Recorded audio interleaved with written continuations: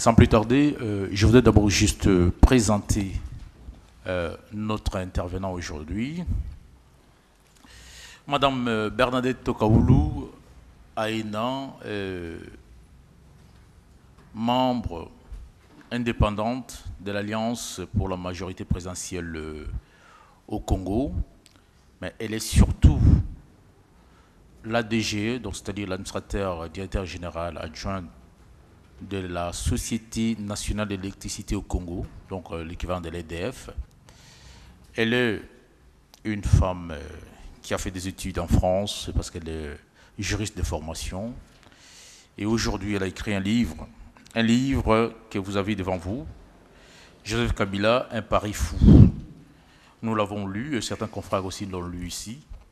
Et à cette occasion, nous nous sommes dit, on va la faire venir, non pas seulement pour ce livre, mais je signale aussi qu'elle revient des États-Unis où elle est allée défendre certains dossiers, notamment le fonds Vautour. Vous allez me corriger, Madame Tokaoulou, si je me trompe. Donc, elle est notre invitée aujourd'hui. C'est elle qui va nous parler de ses livres et de ce qu'elle a comme autre sujet. Et à côté de Madame Tokaoulou, nous avons notre cher confrère Christian Ilunga Monabouté, qu'on ne peut pas présenter pour ceux qui ont passé leur vie à Kinshasa. Mais pour le moment, notre confrère est conseiller en communication auprès de l'ambassadeur de la République démocratique du Congo, son Excellence M. Miran Njoko, ici à Paris. Donc d'abord, je vais souhaiter la bienvenue à Madame Tokaoulou. Merci. Et également notre ami Christian, qui nous a vraiment facilité la tenue de cette conférence de presse. Donc, sans plus tarder, je laisse la parole à notre invitée, Madame Tokaoulou Bernadette. Vous avez la parole. Je vous remercie de me donner la parole. Je vous remercie aussi d'être là. C'est très important pour moi. Mais d'abord, avant toute chose, je voudrais me présenter pour que vous sachiez qui est cette personne qui a écrit. Et je voudrais aussi me présenter pour que vous sachiez que j'ai la tête carrée et que vous sachiez que c'est avec mes tripes que j'ai écrit tous mes livres, parce que ce n'est pas le premier. En fait, j'ai vécu toute une grande partie de ma vie en France. Je suis arrivé en France en 61. J'avais 6 mois. Mon père, à l'époque coloniale, a été vendu comme joueur à Arlon, à l'école coloniale. Ensuite, il est venu en France faire ses études à l'Institut d'Outre-mer, ce qui fait qu'à l'âge de 6 mois, j'ai vécu ici. À l'âge de 4 ans, mes parents ont dû rentrer au Congo, leurs études faites. J'ai grandi à l'Institut de la Miséricorde à Rouen, au milieu des enfants de l'assistance sociale, qu'on appelait à l'époque les enfants de la population. J'étais là de l'âge de 4 ans jusqu'à l'âge de 14-15 ans. J'ai fait des études en Champagne, à Dormans, du côté de Château-Thierry et Épernay. J'ai passé le bac à Lille, à l'Institut Thérèse d'Avila, et j'ai fait mon université à Villeneuve-d'Ascq, où j'ai eu mon DEA de droit des affaires. En 1984, je suis parti en vacances au Zaïre de l'époque, et je ne suis plus rentré, je suis resté définitivement chez moi pour travailler. Si je vous dis ceci, c'est pour vous dire que je suis une femme de 49 ans, mère, célibataire, 3 enfants. Je suis une femme qui, par son enfance, par sa formation, avait beaucoup de certitudes, beaucoup de force en elle-même, qui pensait que la vie était faite d'ambition, de carrière. Et puis tout d'un coup, vous vivez dans votre pays et tout d'un coup, votre pays est en guerre. Alors quand on a réussi, on a eu l'enfance que j'ai eue, l'éducation que j'ai eue, on s'imagine que la guerre, c'est le Biafra, c'est le Nigeria, c'est le Liban. Mais en aucun moment, la guerre, ça ne peut être le Zaïre et ça peut être la RDC. et tout d'un coup vous êtes une mère de famille et vous vivez dans la guerre. Et la guerre, ça a quelles conséquences? La guerre, ça détruit pas votre humanité, mais ça vous renvoie à la base même de votre humanité. L'humanité, c'est tout ce qu'il vous reste quand on veut tout vous enlever. La guerre, c'est quand vous avez des enfants. Vous avez des enfants en bas âge. Moi, la guerre, le changement de régime de Mobutu en 1997 m'a trouvé avec un enfant de 6 ans et un bébé de 18 mois. Alors, quand vous arrivez dans telle situation qui pour vous est inattendue, parce que la guerre c'est le Liban, ce n'est pas le Zaïre, ce n'est pas la République démocratique du Congo. Quand vous arrivez dans telle situation, vous vous rendez compte que on peut vous réduire à l'état d'animal. Vous faites des choses que vous imaginiez ne pouvoir jamais faire dans votre vie. Quand vous regardez des films à la télévision et vous voyez la chasse qu'on a fait contre les Juifs, et vous voyez ces pauvres Juifs qui essayent de se réfugier dans les maisons des Français bontins, et ces Français les chassent pour se protéger. Et bien quand il y a la guerre, vous vous rendez compte que vous devenez comme ça. Vous ne cherchez qu'une chose, à vous protéger et à protéger vos enfants. Donc vous êtes obligé de vous voir tel que vous êtes. Vous êtes obligé de vous voir tel que vous êtes. Vous ne pouvez pas faire semblant, vous devenez vrai. Quand maintenant il y a des possibilités de paix, quand on est une femme, quand on est une mère de famille, quand il y a des possibilités de paix, quand vous voyez la paix arriver, alors vous devez vous engager. Vous devez vous engager parce que vous ne voulez plus la guerre pour vous et pour vos enfants. C'est ça, c'est ce que je voudrais que vous ayez en tête quand vous lisez mon livre. Quand vous lisez mon livre, vous devez penser que c'est le livre d'une femme qui a vécu la guerre, qui aurait pu perdre ses enfants, qui aurait pu perdre la vie, mais la mienne, peu importe à partir du moment où vous avez des enfants. Vous auriez pu perdre la vie de vos enfants et vous êtes là. Alors vous faites quoi? Eh bien vous vous engagez politiquement. Parce que si vous ne vous occupez pas de la politique, elle s'occupe de vous. Et que pensent les politiciens? Les politiciens, eux, ils pensent, ah, on ne fait pas d'omelette sans casser les œufs. Mais les œufs, c'est quoi? Les œufs, ce sont vos enfants. Alors, vous faites de la politique pour que la politique aille dans le bon sens. Moi, je suis une personnalité indépendante de l'Alliance de la majorité présidentielle, du président Joseph Kabila. Qu'est-ce que ça signifie?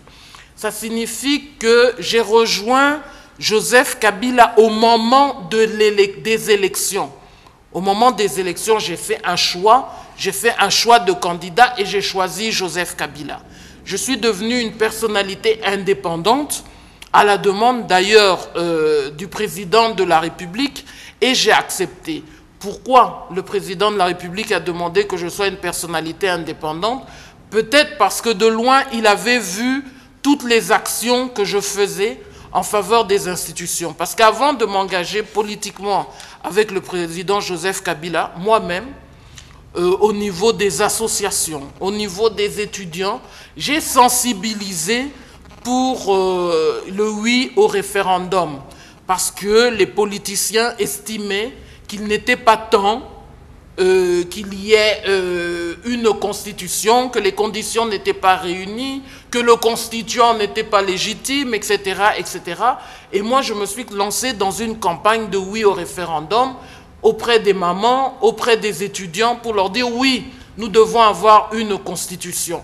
Quelles que soient les conditions, quel que soit le constituant, nous devons avoir une constitution parce qu'il est important que nous ayons des institutions démocratiques. Pourquoi nous devions avoir des institutions démocratiques? Parce que mes amis, mes frères, si notre pays, Zaïre ou RDC, n'a jamais fonctionné correctement, c'est parce qu'en bon bantou, nous avons la culture de l'homme fort. Nous cherchons toujours un homme fort pour nous diriger, pour nous mener. Cet homme fort a été Mobutu, cet homme fort a été Mouzé Kabila, cet homme fort a été Joseph Kabila quand il a remplacé son père à la suite de l'assassinat. Mais lorsque vous avez un régime d'hommes forts, je ne porte pas de valeur sur le régime d'hommes forts. Donc, ce qui était important, ce n'était pas que nous ayons des hommes forts, mais que nous ayons des institutions fortes. Vous allez me dire, en tant que journaliste, le président Barack Obama a déclaré ça il y a 6 mois. Mais messieurs, j'ai écrit un livre en 2001 qui s'intitulait « Tant que je vivrai, tu vivras » et qui était assez autobiographique et qui rapporte mes positions. Et dans ce livre, je disais ceci: notre pays n'a pas besoin d'hommes forts, il a besoin d'institutions fortes. Et je le disais en 2001 et c'est écrit noir sur blanc. Merci beaucoup. Mais non pas seulement ça, mais il y a aussi un élément. Vous n'avez pas dit que vous avez été fille de l'ambassadeur Tokaoulou, parce que c'est aussi important. Non. Oui, oui, c'est important. Mon père était ambassadeur du Zaïre au Mozambique et il est décédé dans le crash, disons plutôt dans l'attentat de l'avion du président Samora Machel du Mozambique. Et cela explique aussi mon engagement, parce que mon père est mort dans l'exercice de ses fonctions. Il n'est pas mort pour la RDC, mais il est mort pour l'Afrique du Sud, pour que ce pays devienne la nation arc-en-ciel. La nation arc-en-ciel que vous connaissez, à partir de la libération du président Nelson Mandela. Mais pour que ce pays se cimente, il y a eu beaucoup de sacrifices. Et il y a eu des sacrifices d'Africains tels que mon père. Donc pendant longtemps, chaque année, mon souci était de demander le 19 octobre, date de son anniversaire, pourquoi, comment et pourquoi, la vérité sur la mort de mon père et sur l'attentat de l'avion du président Samora Machel. Et puis ensuite, avec la guerre, vous savez que la guerre en RDC a causé plus de 4 millions de morts. Je ne veux pas dire que ça a été une consolation, non. Mais ça a fait que la mort de mon père, au milieu des 4 millions de morts, était devenue quelque chose de petit. Donc on pouvait aller de l'avant, passer à autre chose, s'occuper maintenant de son pays, plutôt que de s'occuper seulement de soi. On va commencer maintenant aux questions. C'est un bilan de Joseph Kabila à mi-mandat. Voilà, Joseph Pouloulou, Radio Mangembo. Le livre, c'est pas seulement, mais c'est plutôt une sorte d'état des lieux de ce pays en 3 ans.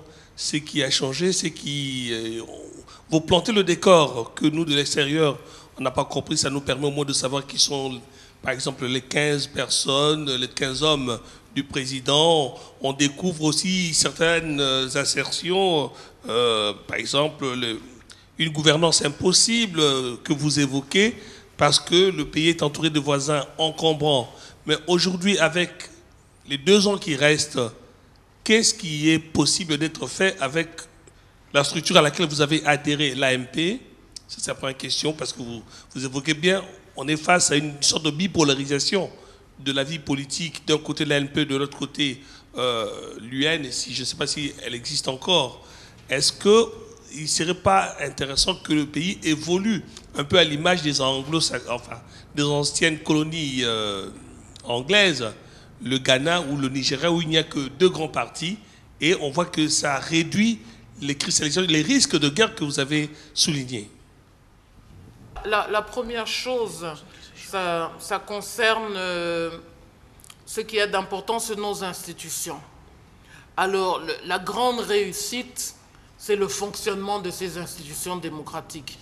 Vu d'ici, ça paraît simple, ça paraît mineur, mais vu de là-bas, c'est une grande première. C'est-à-dire, vous avez un président élu, vous avez un parlement un Sénat, vous avez un gouvernement issu d'une majorité présidentielle et vous avez d'une majorité parlementaire qui donne la majorité au président, et vous avez un gouvernement qui répond de son action devant le Parlement. Alors ça, c'est immense. Ça, c'est énorme. Est-ce que ça fonctionne à son niveau maximum? La réponse est, ça fonctionne, mais avec des failles. Nous pourrions l'améliorer. Maintenant, quand vous parlez de la bipolarisation de la vie politique, c'est un fait. Il y a d'un côté l'alliance de la majorité présidentielle, qui a une majorité absolue au Parlement.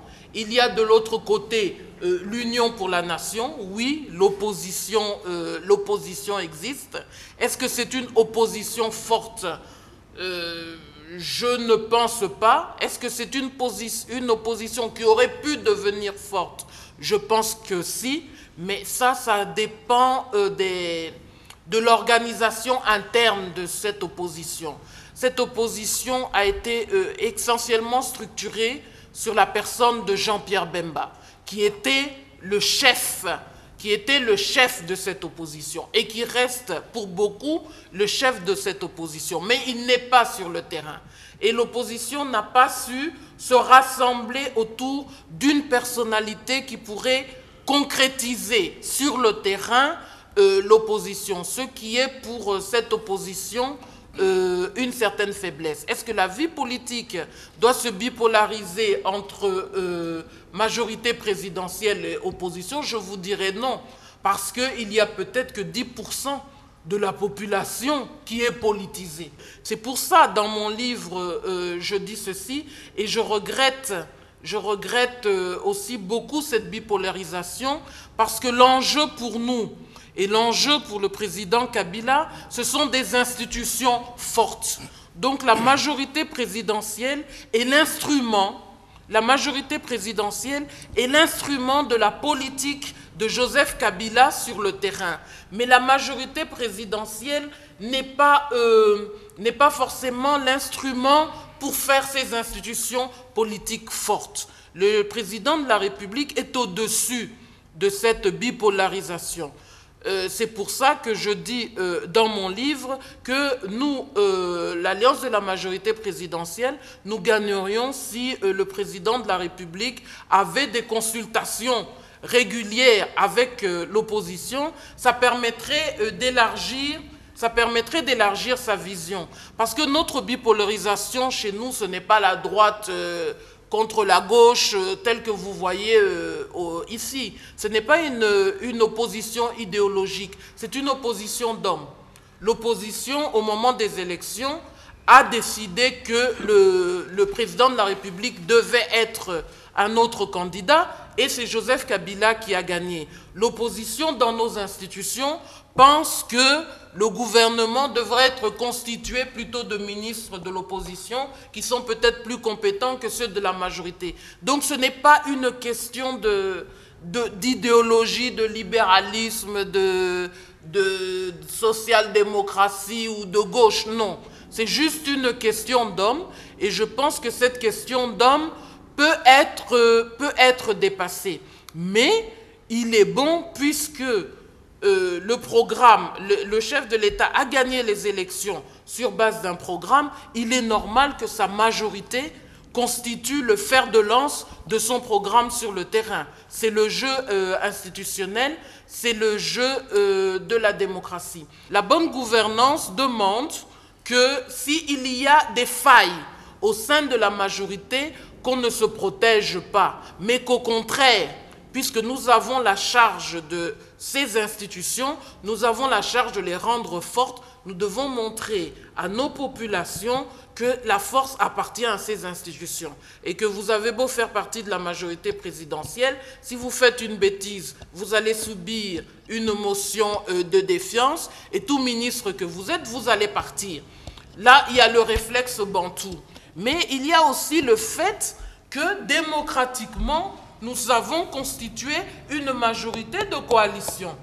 C'est-à-dire que notre majorité parlementaire est une coalition du noyau dur de Joseph Kabila, qui est le PPRD, hein, et d'autres partis tels que le MSR, tels que l'ARC de M. Olivier Kamitatou, et des alliés tels que le PALU et l'UDEMO. Ce n'est pas le noyau dur de cette coalition qui dirige. Au contraire, c'est un parti minoritaire, le PALU, qui assure la coordination du gouvernement. Alors je dis dans mon livre qu'ils sont appelés à gérer une maison qui n'est pas la leur, à mettre en application un programme qu'ils n'ont pas défini et à utiliser des instruments dont ils ne sont pas maîtres. Donc le problème de coalition entraîne une faiblesse intrinsèque. Et mon livre a aussi pour objectif de faire valoir que si nous allons aux prochaines élections, si le président de la République va aux prochaines élections, il a besoin d'une vraie majorité. Il a besoin d'une majorité qui ne soit pas une majorité de coalition s'il veut avoir réellement le moyen d'opérer son programme. Parce que quand je dis nous avons le réflexe bantou, mais je dis aussi qu'il y a la faiblesse de la coalition. Si demain vous ne soutenez pas tel ministre qui fait partie de tel parti, malgré les bêtises que tel ministre aurait fait et qu'une motion de défiance est lancée contre lui sur le Parlement, si vous ne le soutenez pas, demain vous pouvez perdre votre majorité parlementaire. Alors qu'est-ce que vous faites? Faiblesse inhérente à ce principe démocratique, et bien vous continuez dans ce sens. Armand Mateta du magazine Regard d'Afrique. Madame, vous avez mis l'accent sur l'engagement que vous menez dans vos combats. Ma question est de savoir quelles sont les actions concrètes que vous avez dans la parité homme-femme dans les institutions du Congo. S'agissant de la parité homme-femme, nous sommes vraiment loin du compte. Nous sommes vraiment loin du compte. Je pense qu'il n'y a pas 10% de femmes dans les institutions.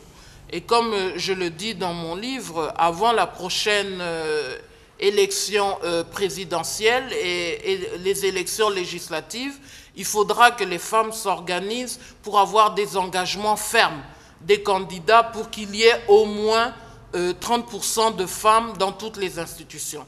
Il est vrai que dans le mandat actuel, il y a une plus grande visibilité des femmes. Par exemple, personnellement, je suis administrateur, directeur général adjoint de la Société nationale d'électricité. Mais ce que je regrette, c'est que les femmes, à mon avis, sont cantonnées à des rôles subalternes. Soit elles sont adjoints, soit elles sont administrateurs non actifs dans les conseils d'administration. Donc à ce niveau-là, nous avons encore de grands progrès à faire, mais en tant que femmes, je vous dis, rien ne nous sera octroyé. Hein. Nous devons nous battre, sinon nous ne l'obtiendrons pas facilement. D'accord. Nzunga. Nzunga, Radio Fréquence Paris Pluriel. Madame, dans votre exposé, vous avez insisté sur le fait que le Congo ait des institutions fortes. Oui, c'est un bon principe, mais nous avons l'impression qu'on ne sent pas la force de ces institutions. Je prends quelques exemples. Quand on parle d'institutions fortes, c'est-à-dire qu'il faut que le pouvoir législatif, le pouvoir judiciaire et l'exécutif fonctionnent indépendamment les uns des autres pour que la République puisse marcher. Or, nous avons assisté au Congo à des troubles, par exemple, dans le Bas-Congo, où l'on a parlé de Bundudia Congo, où la société civile s'est exprimée. Et là, on a vu l'armée de la République tirer sur les citoyens. Et on n'a pas vu par la suite le pouvoir judiciaire intervenir pour sanctionner éventuellement les fautifs. Ça, c'est un premier exemple. Deuxième exemple, toujours dans le cadre du fonctionnement des institutions, il faut qu'il y ait même au sein, disons, de la majorité présidentielle, une certaine liberté de discussion et de concertation. Or, il s'est fait qu'il y a un moment où l'ancien président de l'Assemblée nationale avait eu, disons, une expression un peu discordante par rapport à l'exécutif, représenté par le président de la République. Et là, il y a eu la pression de l'exécutif pour qu'on mette de côté l'ancien président de l'Assemblée. Donc là, je crains un peu que nos institutions ne manifestent pas vraiment leur indépendance les uns vis-à-vis des autres. Et je crains pour la stabilité de nos institutions. Bon, d'abord, en ce qui concerne cette affaire Bundu Dia Congo, j'en ai parlé dans mon livre. C'est une affaire qu'il faut examiner avec attention. Hein. Alors, de quoi s'agit-il? Vous avez Bundu Dia Congo, qui est ce qu'on peut appeler une secte mystico-religieuse et politique. Parce que si la religion, tout le monde est libre d'exercer sa religion, tout le monde est libre de faire de la politique, mais lorsque le religieux et le politique se retrouvent mêlés, ça devient extrêmement difficile de faire la part des choses. Quand sont arrivés ces troubles? Ces troubles sont arrivés au moment où on préparait, où il y avait les élections provinciales. Et le responsable de cette secte était aussi candidat. Bon, est-ce que ces troubles ont été provoqués pour pousser les gens à voter sa candidature, ou au contraire, elles ont été provoquées pour masquer le fait que tout le monde n'était peut-être pas d'accord dans ces régions pour cette candidature? Ça, c'est autre chose. Mais ce que vous devez savoir, c'est que tout le monde a le droit d'exercer sa religion, mais personne n'a le droit de faire des actes, de poser des actes ou de prendre des actions qui peuvent mettre en péril la cohésion de l'État, en se reconnaissant d'un grand espace qui dépasserait le cadre de l'État congolais. Vous devez savoir aussi que cette secte s'impose sur les non-originaires du Bas-Congo. Et dans les non-originaires du Bas-Congo, parce qu'au Bas-Congo, tout le monde n'est pas Mukongo. Dans les non-originaires du Bas-Congo, il y a toutes les personnes qui travaillent dans la fonction publique, dans les entreprises publiques, toutes les autres tribus qui sont installées là et qui subissent, disons, d'énormes pressions et qui sont horriblement mal à l'aise avec les agissements de cette secte. Bon, maintenant, est-ce que la répression a été disproportionnée à ce stade-là? Je ne pourrais pas vous le dire.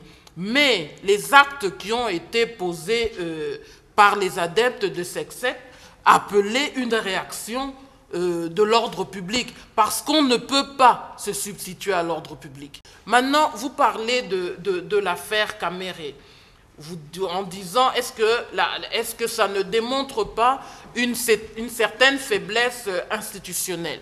Tel que je le dis dans mon livre, l'affaire Kaméré a débuté au moment où il a été organisé par le président de la République les opérations conjointes rwando-rwandaises.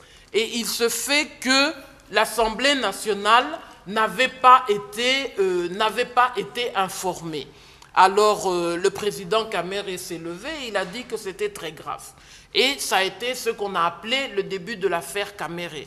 Mais dans cette affaire, ce que vous devez relever, et c'est dans mon livre, il s'est glissé une affaire politique interne à la majorité présidentielle.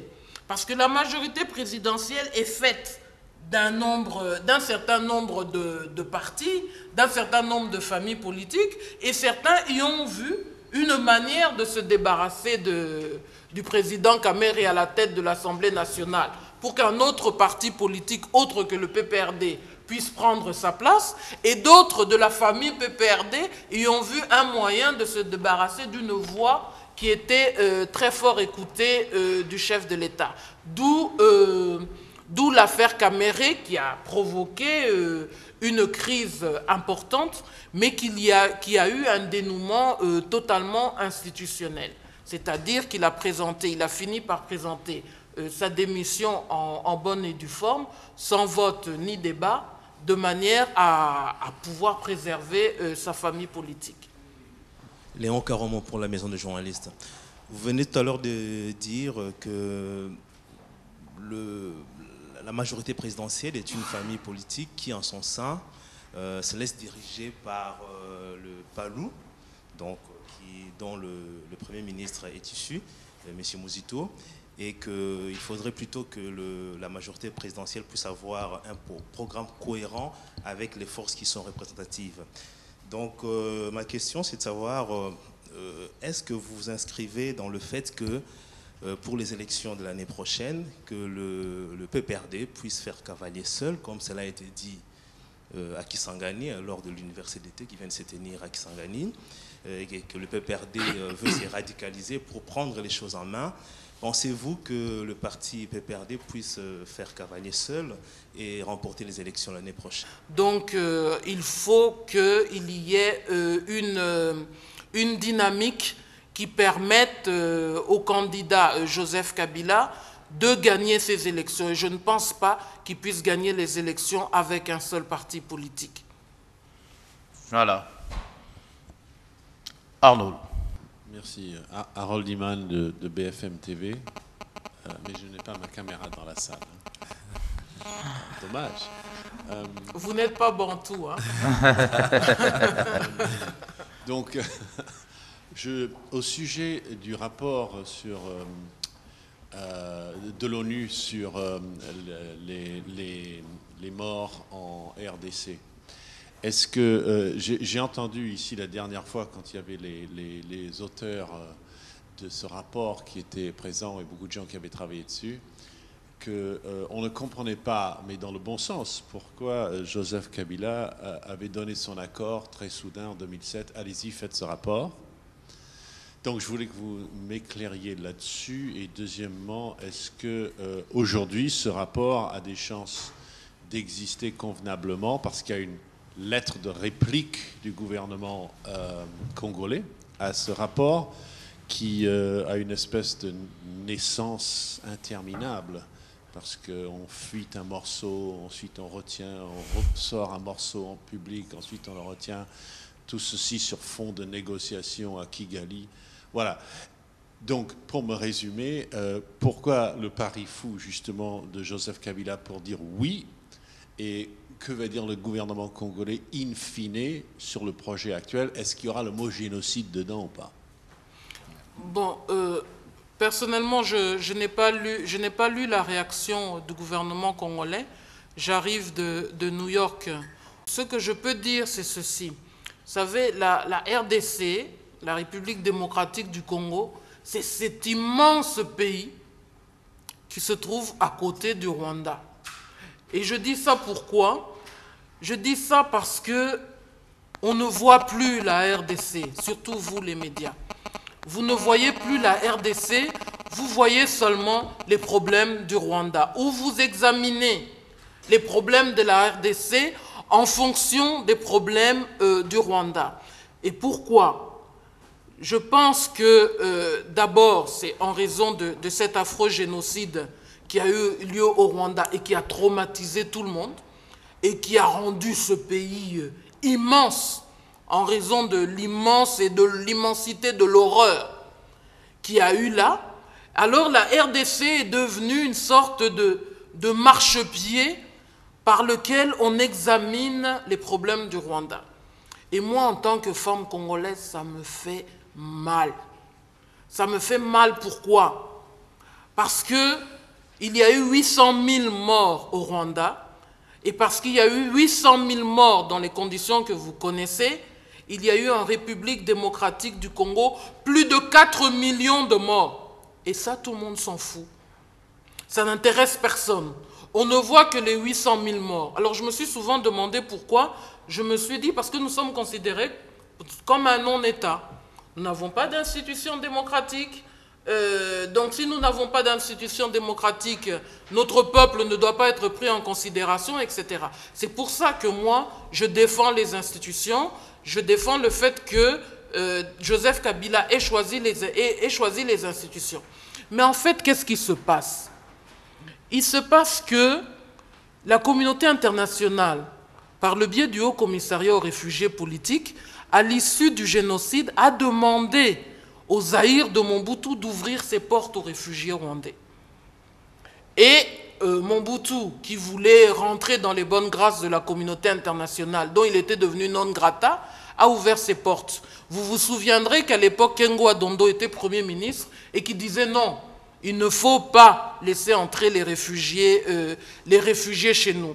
Alors, les Nations Unies ont laissé entrer, par le biais du HCR, ont laissé entrer les Hutus génocidaires et non génocidaires, pêle-mêle, ex-FA, Interamwe, avec armes et bagages en République démocratique du Congo. Je ne comprends pas pourquoi tout d'un coup les médias s'étonnent. Je ne comprends pas pourquoi tout d'un coup les médias s'étonnent qu'il soit dit entre guillemets que le Rwanda ait exercé entre guillemets un droit de poursuite sur les Hutus génocidaires en République démocratique du Congo. Ça ne doit pas vous étonner parce que vous, les médias, à cette époque, vous avez fait une leçon de géographie sur toute la République du Congo en montrant tel camp, tel camp, tel camp, tel camp, qui était au fur et à mesure vidé de ces réfugiés. Donc, ne faites pas semblant d'ignorer ce que vous connaissez. Mais, ce que nous, les Congolais, nous ne voulons pas. Ce que nous, quand je ne parle pas au nom du gouvernement, je ne suis pas membre du gouvernement. Je suis une femme congolaise qui est engagée politiquement. Ce que nous ne voulons pas, c'est que vous mettiez sur le dos de la RDC tous les manquements de la communauté internationale par rapport à ce problème. Avant qu'il y ait eu ce génocide au Rwanda, est-ce que vous avez entendu dire que les Congolais ont génocidé leurs frères en République démocratique du Congo? Nous avons plus de 400 tribus. Est-ce que vous l'avez entendu dire? Avant qu'il y ait eu ce génocide au Rwanda, est-ce que vous avez entendu dire que les Congolais, armés compris, ont violé massivement femmes, enfants, et quand nous parlons enfants, nous parlons même des bébés? Non. C'est arrivé à partir du génocide au Rwanda. C'est arrivé avec toutes ces forces qu'on appelle pudiquement négatives qui sont entrées en République démocratique du Congo. Alors messieurs, voyez les choses en les prenant par la République démocratique du Congo. La victime dans cette affaire, c'est la République démocratique du Congo. Moi, ce que j'attends du rapport de l'ONU, ce sont des excuses vis-à-vis de la République démocratique du Congo pour avoir laissé entrer sur son territoire des ex-FAR, des Interamwe, des hommes en armes qui aujourd'hui ont violé massivement hier et continuent à violer massivement les femmes. Il y a autre chose aussi. Je m'excuse. Est-ce que quelqu'un peut éteindre son portable parce que la conférence est enregistrée? Ou alors mettez-le sur vibrer s'il vous plaît. Merci. Voilà, merci beaucoup. Madame, vous avez la parole. Il y a autre chose aussi. Les femmes, tout le monde fait le pèlerinage à Goma, toutes les personnalités politiques, que ce soit en France, aux États-Unis, et qui veut, fait le pèlerinage à Goma pour aller soutenir les femmes qui sont violées massivement. On les remercie parce que ça met les médias pour un certain temps, ça attire l'attention des médias sur le problème. Mais la réalité, c'est quoi? La réalité, c'est que tant qu'il y aura des ex-FAR, des Interamwe, qu'on appelle aussi FDLR, sur le territoire de la RDC, il y aura toujours des viols massifs des femmes. Pourquoi? Parce que, ces gens ont besoin d'un périmètre où ils puissent vivre, et non seulement vivre, mais ils ont besoin d'un périmètre où ils puissent exploiter notre coltan. C'est cette matière qui vous permet d'utiliser vos téléphones portables, qui leur permet d'exploiter leur coltan. Et quand on viole massivement les femmes, ce sont les agricultrices qui partent. Pourquoi? Parce que, ces gens ont besoin d'un périmètre où ils puissent vivre, et non seulement vivre, mais ils ont besoin d'un périmètre où ils puissent exploiter notre coltan. C'est cette matière qui vous permet d'utiliser vos téléphones portables, qui leur permet d'exploiter leur coltan. Et quand on viole massivement les femmes, ce sont les agricultrices qui partent, les champs sont abandonnés, c'est la politique de la terre brûlée, et maintenant on fait l'exploitation minière, et avec cette exploitation minière, on vend son coltan dans les pays voisins qui ne produisent pas de coltan, mais qui sont exportateurs de coltan au vu et au su de tout le monde, et avec cet argent de coltan, eh ben, on fabrique, on achète des armes et on continue à violer et à terroriser les femmes de la RDC. Alors le problème, la vérité que nous attendons, nous en tant que femmes congolaises, nous attendons des Nations Unies, c'est de dire oui, nous sommes responsables de la présence de toutes ces forces en RDC. Oui, il est clair qu'aucune armée, quelle qu'elle soit, ne sera capable de faire cette guérilla dans les forêts et dans les savanes pour débarrasser la RDC de tout ce qu'on appelle force négative. Le Rwanda, sous multiforme, est entré en RDC pour faire la chasse aux Interamwe, etc. Cette armée n'a pas réussi. La MONUC, avec les forces armées congolaises, ont essayé, ils n'ont pas réussi. Les opérations militaires conjointes rwando-congolaises ont essayé, on n'a pas réussi. Tout ce qu'on a réussi à faire, c'est à les repousser beaucoup plus loin que la frontière, de façon à ce que le Rwanda ne se sente pas menacé. Et comme le Rwanda ne se sent pas menacé, la RDC est en paix. Parce que chaque fois que le Rwanda se sent menacé par ses forces négatives, la RDC, le Kivu, est en guerre. Vous le savez. Donc nous avons choisi la paix. Mais pour que ces forces négatives partent, puisqu'il n'y a pas de Rambo dans aucune armée, pour que ces forces négatives partent, encore faut-il qu'elles aient un intérêt à quitter la RDC. Pour qu'elles quittent la RDC, il faut qu'elles rentrent chez elles au Rwanda. Pour qu'elles puissent rentrer au Rwanda, encore faut-il qu'il y ait une réconciliation rwando-rwandaise.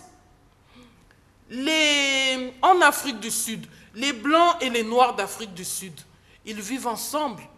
Nelson Mandela a fait 25 ans en prison. Il y a eu les massacres de Sharpeville.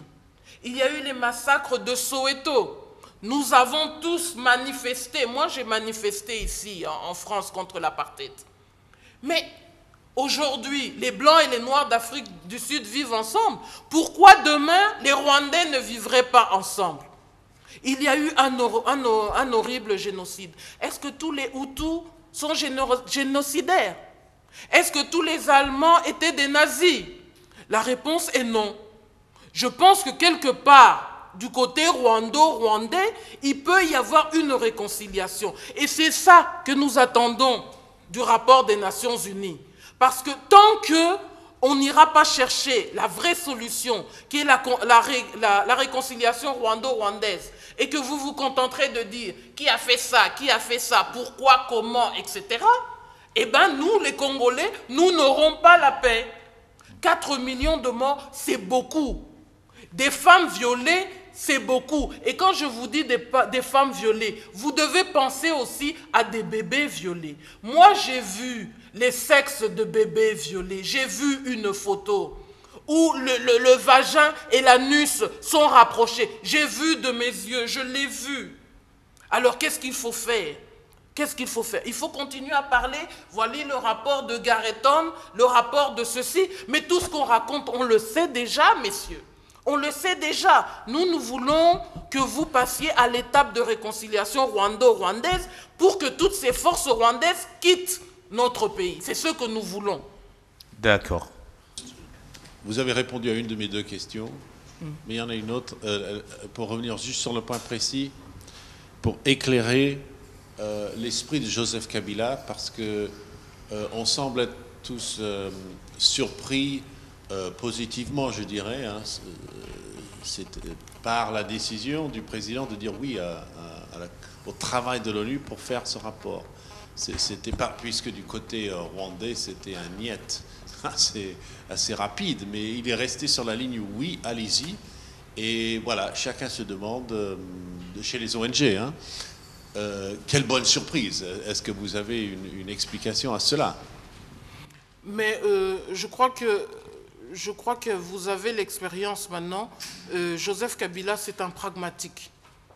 D'abord, un, il est pragmatique. Et deux, ce qui l'intéresse, c'est l'intérêt du pays.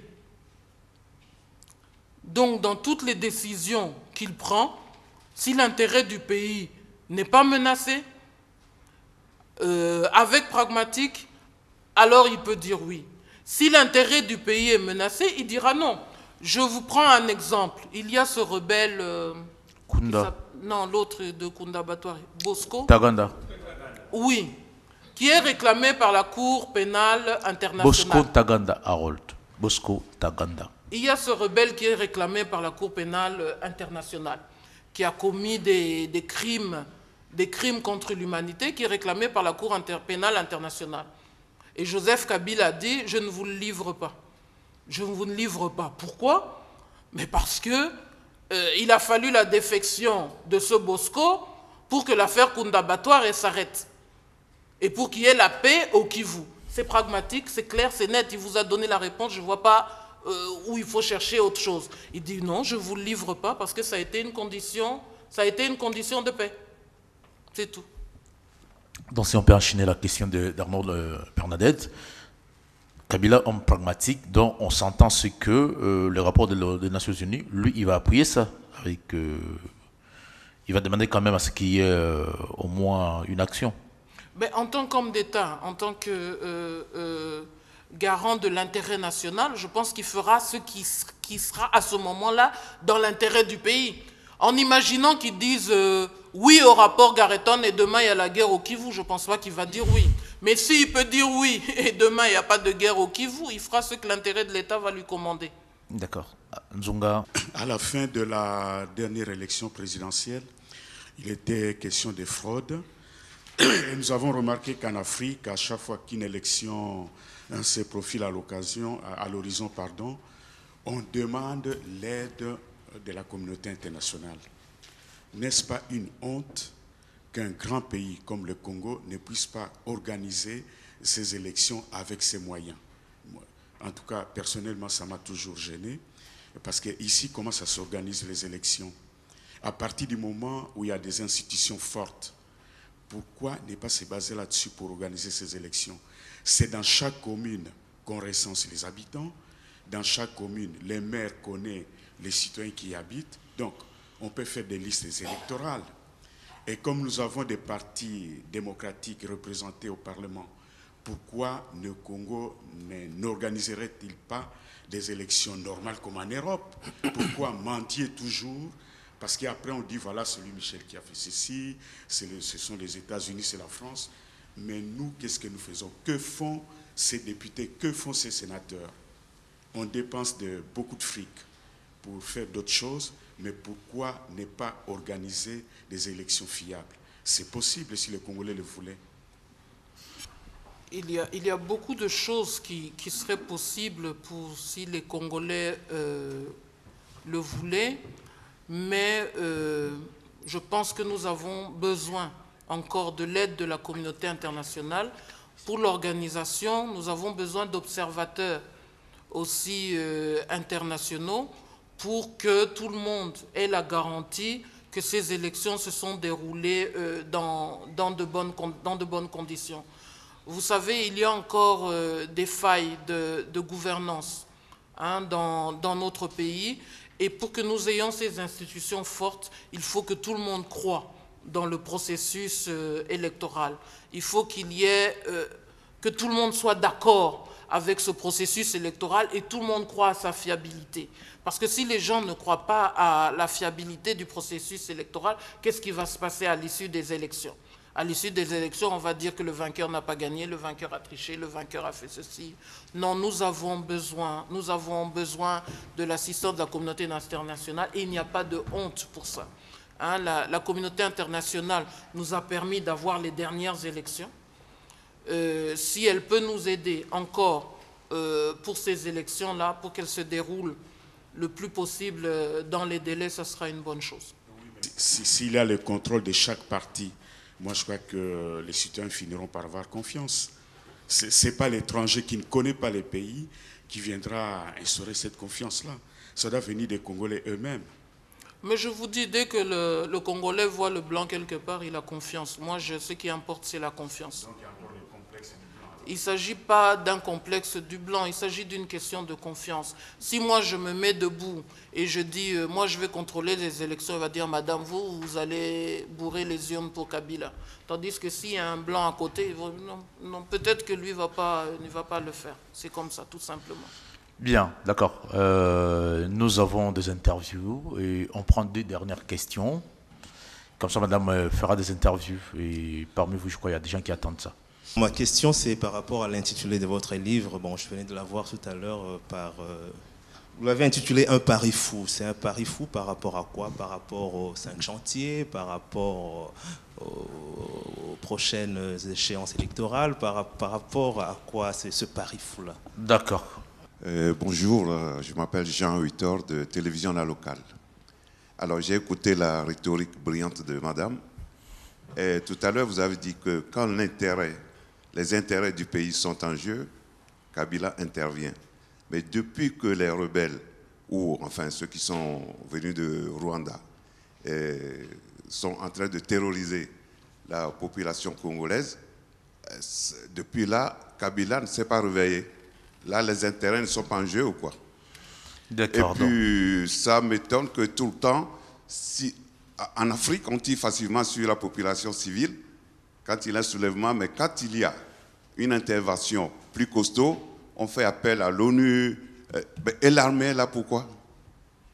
L'armée est sous-estimée par rapport aux petits groupes qui terrorisent les femmes et les enfants? Ou bien? Et le bilan entre les 2 pays, Rwanda et le Congo, au niveau diplomatie, quels sont les arrangements que vous avez faits jusqu'à présent? Parce que ça ne peut pas durer comme ça pendant des années et on attend l'ONU, ce n'est pas possible. Merci. Je cherche votre position sur toujours le même sujet, mais il se dit souvent, et moi je ne prends absolument pas parti, mais il se dit souvent, dans les 2 Congos d'ailleurs, l'autre que je connais un tout petit peu, que la paix sans la justice, ça porte une espèce de bombe à retardement. Vous voyez l'argument qui est employé. Et puis d'autres disent, non, si on va vers la justice, on repart vers la guerre civile, donc niet. C'est une dichotomie qu'on voit souvent. Votre position là-dessus, parce que dans le monde ONG et tout ça, on dit, voilà, justice, paix sans justice, ça entraînera de nouveaux excès, de nouveaux crimes. Et en face, beaucoup de chefs d'État disent, oui, moi je veux la paix, si j'ai la justice, j'ai une guerre civile. Alors non. Voyez ça. Voilà, et moi je terminerai par juste pour poser une question qui vous concerne. Les délestages à Kinshasa. Donc Kinshasa est toujours dans l'obscurité et nous avons en face de nous la personne qui dirige notre société nationale, qui écrit. Vous écrivez comment alors qu'il y a l'obscurité? Donc parlez-nous de la SNEL, madame. Merci. D'abord, pour répondre à la question concernant les églises de réveil, dans ce livre-là qui s'intitule « La malédiction de la fente », je donne, c'est un roman, mais dans ce roman, je donne une certaine description de l'attitude des églises de réveil, qui, pas toutes bien sûr, mais qui pour la plupart font du business religieux. Bon, vous devez savoir, les églises de réveil sont régies par la loi sur les associations. Alors, à partir du moment où une église de réveil répond à la loi sur les associations, on est obligé de la laisser fonctionner. Mais il est vrai aussi que les églises de réveil sont cause aussi d'un certain nombre de pratiques qui constituent des nuisances ou qui peuvent constituer des troubles à l'ordre public. Hein, il y a les églises de réveil qui sont dans les quartiers résidentiels, alors qui chantent et qui battent du tam-tam à toute heure du jour et de la nuit. Ça empêche les gens de dormir, ça empêche les gens d'étudier. Et vous savez que dans notre culture bantoue, il y a la grande théorie du sorcier. Alors dès que vous dites, mais il y a trop de bruit, alors vous êtes catalogué de sorcier dans le quartier. Il est arrivé souvent que le gouverneur de la ville prenne un arrêté pour dire qu'on ne fait pas de bruit de telle heure à telle heure, mais que c'est les églises de réveil, les bars, etc., c'est même combat. Hein. Donc nous n'en avons pas fini avec ce problème. Bon, maintenant, s'agissant de la présence des églises de réveil, vous savez, quand une population est paupérisée, lorsqu'elle a des difficultés, la vie est très difficile, en RDC, et lorsque vous avez Dieu à côté de votre porte, sans aller à l'église, parce que les églises sont structurées dans des coins bien précis, mais les églises de réveil sont à côté de la maison. Alors quand vous avez Dieu à votre porte, et qui est le Dieu des miracles, le Dieu de l'abondance, le Dieu à qui il suffit de demander pour qu'il vous donne, bon, les populations sont très férues des églises du réveil. La question, quel est ce pari fou de Joseph Kabila? Le titre, le pari fou, est tiré d'un extrait du discours du chef de l'État devant le Parlement réuni en congrès, hein, le discours sur l'état de la nation qu'il a prononcé au début de l'année, sur l'état de la nation, dans lequel il dressait, il faisait l'état des lieux de ce qu'il avait à faire. Et il a dit que la tâche lui paraissait tellement énorme, mais qu'il devait changer cette donne et que ça lui paraissait être un pari fou. Hein, c'est l'engagement que j'avais alors pris devant cette situation était inacceptable. Il fallait urgemment, et quel que soit le prix, changer la donne. C'est l'engagement que j'avais alors pris devant cette auguste assemblée, un engagement sous forme de pari fou, parce qu'il paraissait alors impossible à réaliser. Alors maintenant, vous me posez la question, vous dites, pour chasser Joseph Kabila, qui a en charge l'intérêt national, pourquoi cette armée ne chasse pas les FDLR, hein, toutes ces forces négatives qui sont en RDC? Alors, vous devez savoir que la chasse aux FDLR est comme la chasse aux FARC en Colombie. Donc, c'est une guerre de guérilla. Ce sont des guerres de guérilla que vous devez mener dans les forêts, que vous devez mener dans les savanes, où les gens se déplacent rapidement, où les gens se fondent dans la population. Il n'y a rien qui ressemble plus à un Hutu rwandais qu'à un Congolais. Donc, les gens sont mêlés dans la population. Donc, ce sont des guerres très difficiles à mener. Ce sont des guerres qu'on a demandé aux Américains de mener au Vietnam. Ce sont des guerres que l'on mène en Colombie, que l'on mène dans ce genre de pays. C'est pour ça, moi, ce que je dis dans mon livre, quand on doit former l'armée, il faudrait plutôt les former, pas en Belgique ou en France, mais il faudrait plutôt leur donner les formations militaires qu'on a en Amérique du Sud pour lutter, pour faire ce genre de guerre de guérilla. Toutes les armées ont essayé. L'armée rwandaise, qu'on dit qui est une armée aguerrie, a essayé sur notre territoire par le biais du RCD, la rébellion du RCD, ils étaient là, ils n'ont pas réussi. Hein, la MONUC avec les FARDC, donc nos forces armées ont essayé, ils n'ont pas réussi. Donc, c'est pour ça qu'il faut d'autres solutions. Et la solution passe par la réconciliation rwando-rwandaise, mais il y a aussi d'autres solutions inédites, comme celle du pasteur Mulunda, le pasteur Mulunda, qui fait des opérations de une arme contre $50, une arme contre $100, une arme contre un vélo, Et ce sont des opérations qui lui ont permis de récolter peut-être 50 000 armes. Donc, nous devons toujours innover et chercher des solutions. Aujourd'hui, vous voyez qu'il y a des FDLR ici. Vous en voyez demain et vous voyez des Congolais, tout le monde est Congolais. Et les femmes se marient facilement aussi. Donc, ils ont des enfants, etc., etc. Donc, ce sont des guerres très, très, très difficiles. La question d'un rôle de la paix par rapport à la justice, parce que ce n'est pas un prétexte. Moi, en tant qu'intellectuel, je vous répondrai, il n'y a pas de paix sans justice. En tant que mère de famille qui a vécu la guerre et qui se serait mis à genoux pour qu'on ne tire pas sur ses enfants, je vous réponds la paix à tout prix. Ma question alors, les délestages. Ah. Ce qui vous concerne, Kinshasa dans l'obscurité. Oui, oui, oui. Et pourtant, le barrage d'Inga que vous dirigez serait le plus grand du continent, même sur le plan mondial. Donc, qu'est-ce qui ne va pas? Nous avons un très très grand problème d'infrastructure.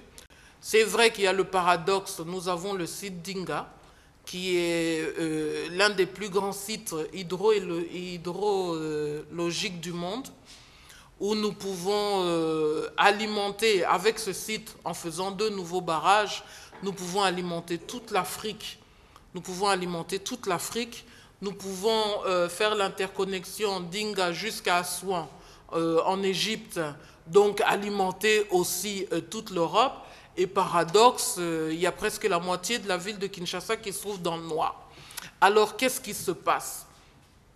Nous avons toutes les potentialités au niveau d'Inga, mais nous avons la ligne Inga-Kinshasa, qui est une ligne qui transite un maximum de 400 MW. Et cette ligne est saturée, parce que la ville de Kinshasa actuellement demande 600 MW, et nous en transitons 400. Donc, nous sommes obligés de délester.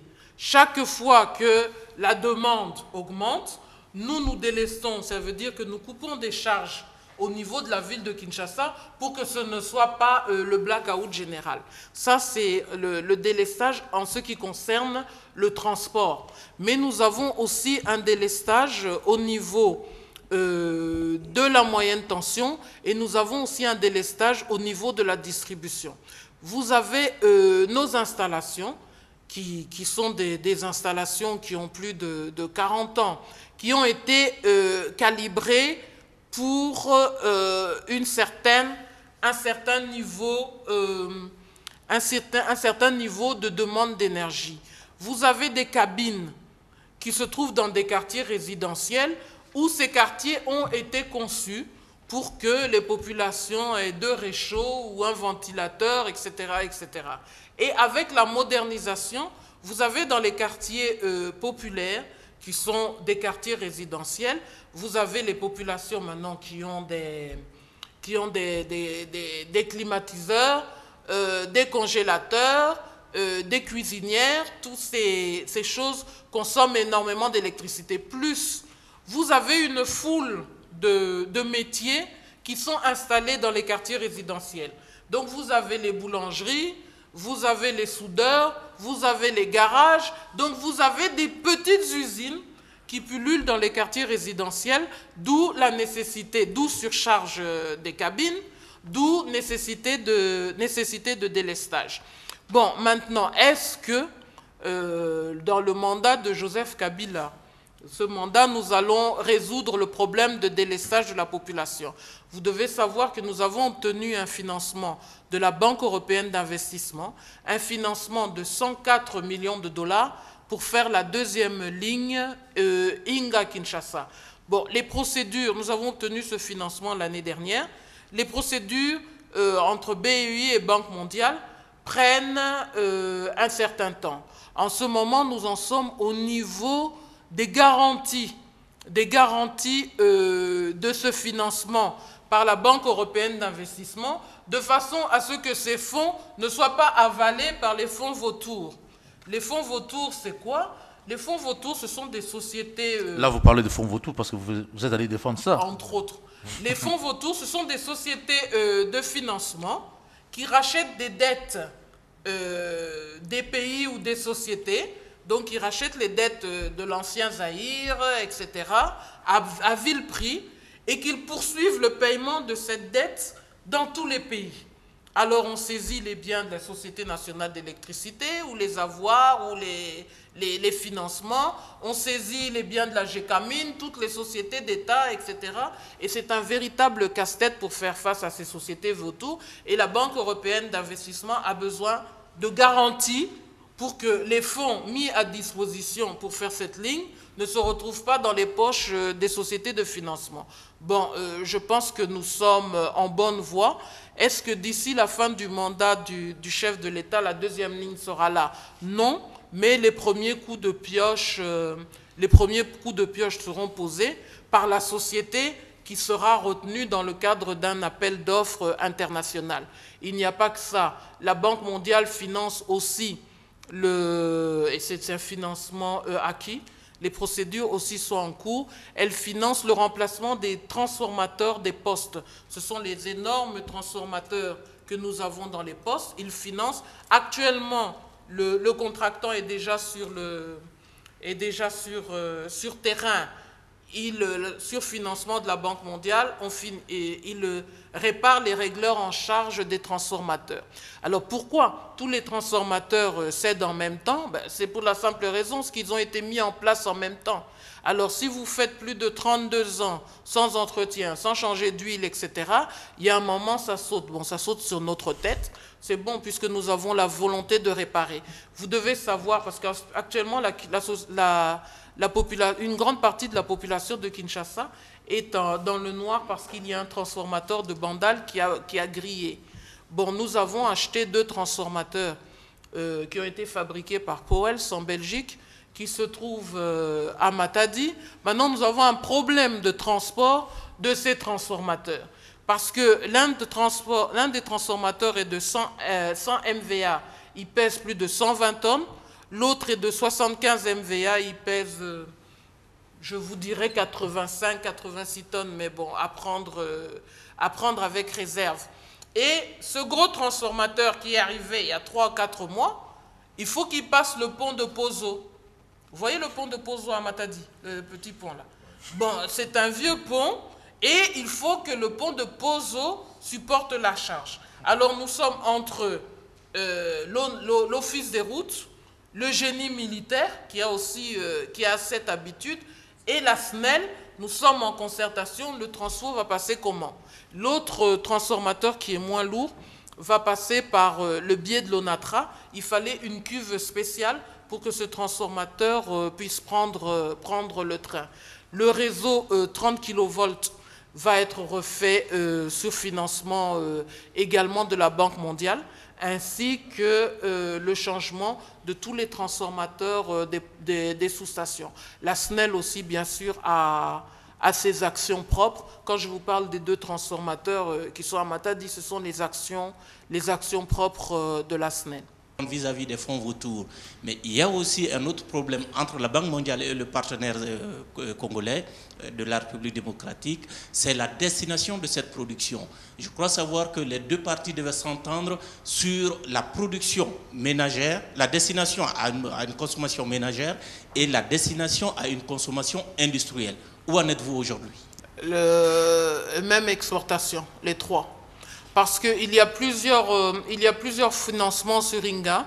Vous avez un financement de la Banque mondiale qui s'appelle SAPMP, qui est un financement tourné vers l'Afrique australe, c'est-à-dire un financement pour augmenter nos capacités d'exportation vers l'Afrique australe.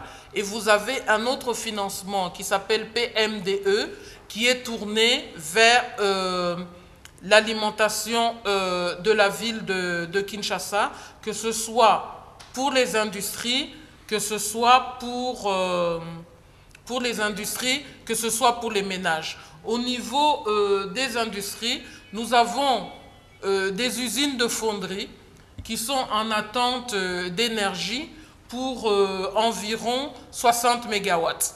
Nous avons les populations pour, par exemple, tout le Kimbanseke, qui va être électrifié par la Banque mondiale, parce que dans la commune de Kimbanseke, il n'y a pas d'électricité. Donc, qui va être électrifié par la Banque mondiale, poste et puis réseau de distribution. Nous avons une demande de 90 mégawatts qui est en instance. Donc, les financements sont pour tous ces 3 types de consommation. Voilà, merci beaucoup, Madame Bernadette.